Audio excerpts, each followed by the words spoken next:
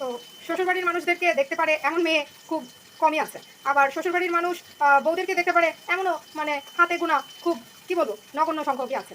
তো বেশিরভাগ ক্ষেত্রেই দেখা যেত আমার বাবা, চাচা, বাপ চাচা, দাদার বাড়ির মানুষজন, ঠাম্মা, দাদু এবং তাদের সাথে রিলেটেড যারা যারা তাদের সম্পর্কে গীবত এক প্রকার সারাক্ষণ ঘ্যান ঘ্যান টাইপের গীবত শুনতে শুনতেই বড় হয়েছি। সেটা আমার বাপ বেঁচে থাকাকালীন বলেন বা তারপরে পরবর্তী মৃত্যুর পরবর্তীকালীন সময় বলেন না কেন। কোনো কাকা হয়তো বা বেয়াদবি করেছে, কোনো কাকা আমার বাবার সাথে বেয়াদবি করেছে, তার সাথে বেয়াদবি করেছে, চিঠিতে নাকি লিখেছে আমার বাপকে ভয় পাই নাকি এই সেই। আরে লিখেও যদি থাকে সমস্যা কি? আমার বাপ যে তোকে ভয় পেত সেখানে তো বুক বাজিয়ে আমিই বলতে পারি।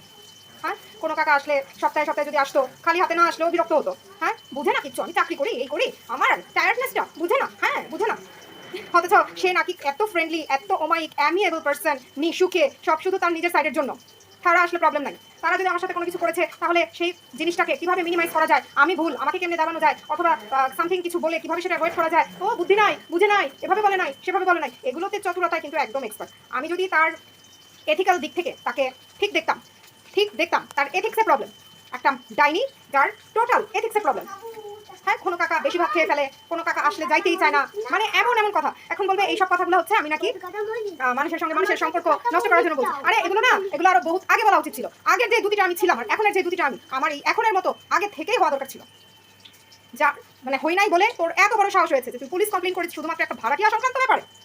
তোর সার্ভিস দেওয়ার জন্য ভাড়াটিয়া রেখেছিস না, তোর ওদের সাথে অন্য কিছু কাকাদেরই দোষের শেষ নাই। তারপরে আবার কোন কাকা কোন বাড়ির কোন বউয়ের সাথে গিয়ে বেশি আলাপ করে, এবং কি কোন কাকার এক কাকার বউয়ের সাথে আরেক কাকার কি আশয় বিষয়, এগুলো নিয়েও বলতে বহুতই শুনেছি। কম তো কিছু শুনলাম না এই জীবনে। তো দেখা যেত এগুলা শুনলেও চেপেই রাখতাম। তারপরে আবার আমাকে গালি দেয়, আমি নাকি একজনের উপর আরেকজনকে তুলে দিই। এই দুটি না জেনে কথা বলে না, একজনের উপর আরেকজনকে কোনো ক্লু যদি না পায় বা সত্যতা না থাকলে এমনি এমনি তোর মতো তুলে দেয় না। বুঝতে পেরেছিস? আবার যখন নিজের গায়ে জল বিছুটি লাগে না, তখনই এসব কথা তুই বলিস। আর কাকাদেরই এত দোষ, তো কাকারা যাদেরকে পরের বাড়ি থেকে ধরে এনেছে তাদের আরো কত টনের টন মনের মন দোষ না থাকলেও দোষ, আর দোষ থাকলে সেটা যে আরো কত বেশি দোষ হয়ে দাঁড়ায়, ওইটা তো আর আমার বলার অপেক্ষা রাখে না। এগুলো কেন বলি জানেন তো? কেন বলি? কারণ যাদের কাছে বসে বসে আমার দোষ বলে তাদের মাথায় এইটুক ঘিলু নাই যে এই মহিলার স্বভাবটাই এরকম, চরিত্রটাই এরকম। দেখ রে ডাইনি, খাওয়ার তেমন মুরুদ নয়, সেই জন্য খেতে পারছি না, বুঝছিস? ডাইনির ঘরের ডাইনি। একটা মানুষ নিজের জায়গায় ছিল না এবং তার যে ব্যবসায়িক পরিস্থিতি খারাপ মন্দা, সেগুলো জেনে বুঝে তার সাথে আমার ঝামেলা চলছে, সেটা সব জেনে যখন হলো গিয়ে 2023 সালে ছোট মামা সমেত আরও কয়েকজনকে পাঠিয়েছিলি, ভুলে গেছিস সেই ঘটনা? তুই তো ভালো মতোই জানতি যে ওর ব্যবসা করোনার পরে বসে গেছে বা ভালো যাচ্ছে না। তারপরেও তোর কাছে মনে হয়েছে যে ও তোর থেকে টাকা নিতে চায়, বা আমি এবং ও মিলে তোর থেকে মোটা অঙ্কের টাকা নাকি দাবি করছি। আবার হচ্ছে গিয়ে যারা কিনা নিজেদের ব্যবসা দাঁড় করানোর জন্যই লোন নিতে পারে না, লোন পায় না, বলার পরেও সেটা কাজে পরিণত করতে পারে না, তাদেরকে তুই ওই সময় যাদের কাছে চাউর করেছিস নাকি সহযোগিতা করছিস। হ্যাঁ, সহযোগিতা কি সহযোগিতা তারা একটু শুনুক। যে মেসেজে বলেছিলি পরিচিতদের কাছ থেকে লোন নিতে, হ্যাঁ ব্যাংক থেকে লোন নিতে, তুই এসে শোধ করে দিবি, এই সমস্ত কথা বলেছিস তো। আই এম 100% শিওর পোষ্য কুকুরকে না জানিয়েই এগুলো করেছিস। ঠিক যেমন পোষ্য কুকুরের রাতে ঘা লেগেছে, ব্রাহ্মণবাড়িয়ায় কেন ফ্ল্যাট কিনেছিস, একই রকম ভাবে আমার জন্য তুই কিছু করবি, পোষ্য কুকুরের এটা সহ্য হবে তো? না জানিয়েই বলেছিস, কিন্তু এখন যখন পোষ্য কুকুর জানবে তখন আবার খুব সুন্দর করে অস্বীকার করবে, সুর করে তখন মুখ থেকে বলবে যে না আমি কিচ্ছু করিনি, আমি কিচ্ছু বলিনি। তোর তো এরকমটাই স্বভাব।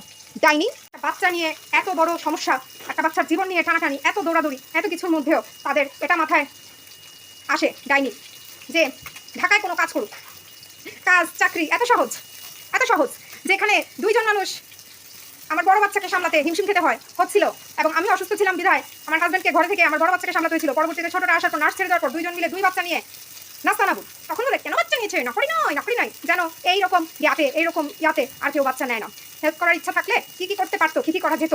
হ্যাঁ, আগের বার তো হেল্প করতে এসেছিলি অর্থের সময়, কি হেল্প করেছিস, একদম জায়গা বদল করে ছেলের পেট খারাপ করে ছেলেকেও অক্কা পাওয়ার অবস্থায় নিয়ে গেছিলি। তো এইবার ঠাকুরের কৃপায় ভাগ্য ভালো যে উড়াল মেরেছিস এবং হেল্প করার ইচ্ছা ত্যাগ করেই উড়ালটা দিয়েছিস, সেটার প্রমাণ তো সবাই পেয়েছে। হ্যাঁ, তারপরে আবার বলেছিস তোর থেকে টাকা চায়, মোটা অঙ্কের টাকা দাবি করে, ঘরে দুইটা মানুষ বসে থেকে জবলেস মানুষ। হ্যাঁ, এই সুযোগটা নিতে চেয়েছিলি। তোর মতন একটা শয়তান ডাইনি যে নিজের আত্মীয় স্বজন, নিজের ক্লোজ যারা ঘর ভাই বোন, যাদের আর্থিক অর্থনৈতিক দৈন্যতা দুর্দশা, তাদের নিয়ে যখন অপকথা বলতে পারে, আমি কোন ছাড় যে কিনা তোর আতে ঘা, তোর একটা বড় বোঝকা নাকি আমি নষ্ট করে দিয়েছি, যার জন্য গাড়ি কিনতে পারিস নাই।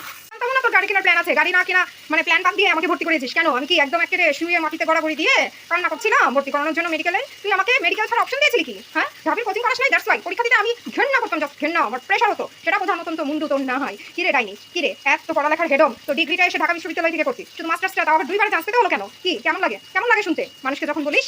হ্যাঁ, ডাইনির ঘরের ডাইনি কোথাকার। অপশন দিয়েছিলি যে বারডেম নাকি বাংলাদেশ মেডিকেল, অপশন ছিল এইটা, অপশন এর বাইরে অপশন কিছু ছিল না তো। আমি যে আসানুল্লাহর কথা কতবার বলেছিলাম, ও আসানুল্লাহ 6 লাখ টাকা লাগবে শুনে তোর কাছে টাকা নাই। তোর কাছে টাকা নাই, মেডিকেলে ভর্তি হওয়ার সময় টাকা একদম সাই করে চলে আসছে। কার কাছ থেকে আসছে রে? কার কাছ থেকে? তোর তো আমার সবার সাথে খুব খুব একদম হৃদয়ের সম্পর্ক যাকে বলে। মেডিকেল ছাড়ার সময়ও যারা বলছিল যে ঠিক আছে ও যেরকম চাচ্ছে ওর যেভাবেই হচ্ছে ওকে সেভাবে প্রোভাইড করেন, ওরে বাবা তাদেরকে কি গালিগালাজ, তাদের টাকা নষ্ট হয়েছে, তারা কি বুঝবে, যার টাকা নষ্ট হয়েছে সে বুঝবে। মানে মুখ্য বিষয় তোর কাছে অলওয়েজ ছিল টাকা, টাকা, ঠিক আছে? হ্যাঁ হ্যাঁ, এই টাকাগুলো নিয়ে যাতে যাইতে পারিস রে। আমি আবার ভেগে গিয়ে অসামাজিকভাবে বিয়ে করেছি তো, তাই মনে হয় সবাইকে নিজের মতোই ভাবি, বুঝছেন? আমি নাকি একজনের উপর আরেকজনকে উঠাই দিই চরিত্র নিয়ে, এমনি শোনেন, রতনে রতন চিনে আমার যেমন চরিত্রে একটু দাগ আছে, হ্যাঁ একটু না অনেকটা দাগ আছে, তো কারোর চরিত্রে একটুখানি দাগ থাকলেও সেটা আবার আমি বুঝতে পারি। ভালো মানুষ এগুলো বুঝবে কেমন? তাদেরকে এক্সপিরিয়েন্স আছে, এক্সপিরিয়েন্স ছাড়া এগুলো কেউ বুঝে?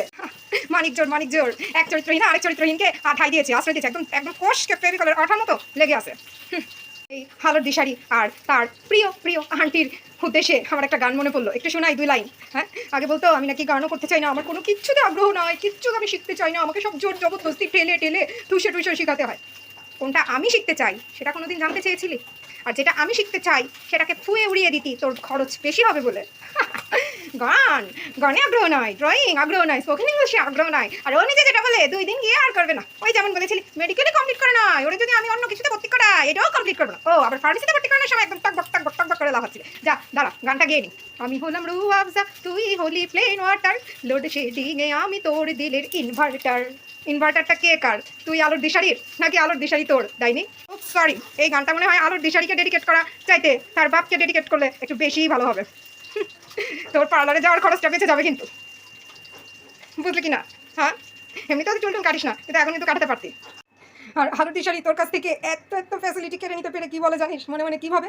হ্যাঁ, তোর কাছ থেকে যে এত পেটের কথা বের করে নিয়ে আর তোর থেকে ফ্যাসিলিটি নিয়ে, তোদের তো সব সিম্বায়োসিস রে, সিম্বায়োসিস। তো সে মনে মনে কোন গানটা ভাবে, কোন গানটা গায় মনে মনে কেন? তোকে তো অনেক হারমোনিয়ামে গান শুনিয়েছে, ওরে বাবা কি সুন্দর, একদম শিল্পী রে। তো সেই গানটাই গায়, তোর এক কথায় আমি রাখবো 1000 বাজি, তোর ইশারায় আমি মরে যেতেও রাজি। মিথ্যা বলা, অসৎ পথে চলা তুই জীবনেও ছাড়বি না, কারণ চাকরি ক্ষেত্রে এগুলো করে, আজীবন সাংসারিক ক্ষেত্রে এগুলো করে যখন তুই এত টপে উঠতে পেরেছিস, তোর ভিতরে আলাদাই একটা অরা জেগে গেছে, একটা সেলফ কনফিডেন্স কাজ করে।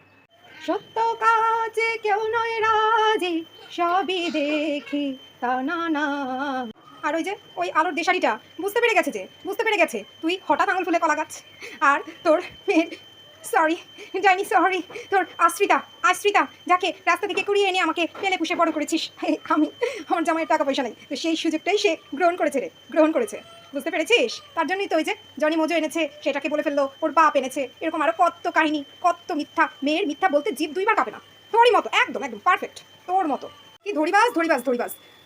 নতুন রুমে উঠার পরপর 1 মাস এসির রিমোটটা হাতে পেয়েছে, পাশের ঘরের আন্টিরা এসে বলছে সারা রাত এসিটা চলে, কারেন্টে ভাড়া দিয়েছো। তারপর দেখেন ফ্যানলাইট কোনো কিছু করে হিসাব করতো না। কি ধরিবাজ, মহাধরিবাজ রে। মা মেয়ে মিলে সুযোগ পেলেই ডাইনির পেছনে আমাকে জিজ্ঞেস করতো আমি কয়বার আসি বছরে, আমি কয়দিন থাকি, আমার হাজব্যান্ড আমাকে কবে নিতে আসবে। কারণ তখন তারা উঠছিল সময় ভেবেছিল পুরো বাসাটা একা পাবে, একা মহিলাকে একদম গ্র্যাব করে, যেটা অলরেডি করে ফেলেইছে। হ্যাঁ, এবং আমি থাকাতে, আমার ছেলে থাকাতে খুব প্রবলেমে পড়ে গেছিল।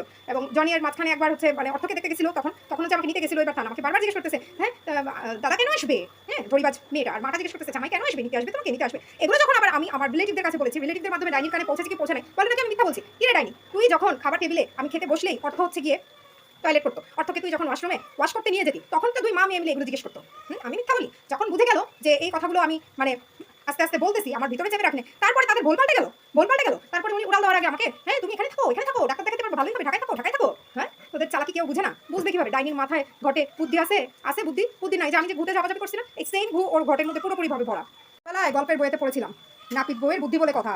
নাপিত বউ এমনকি ওই যে আসল যেই রাক্ষসী, তাদের পায়ের কঙ্কাল সার হাড্ডি সার পায়ের মধ্যে আলতা পরিয়ে কিভাবে নিজের মুন্ডুটা ঘাটটাকে রক্ষা করা যায়, নাপিত বউ তার বুদ্ধি দিয়ে নাকি বেঁচে গেছিল। তোকে আর কি বলি নীল হ্যাঁ।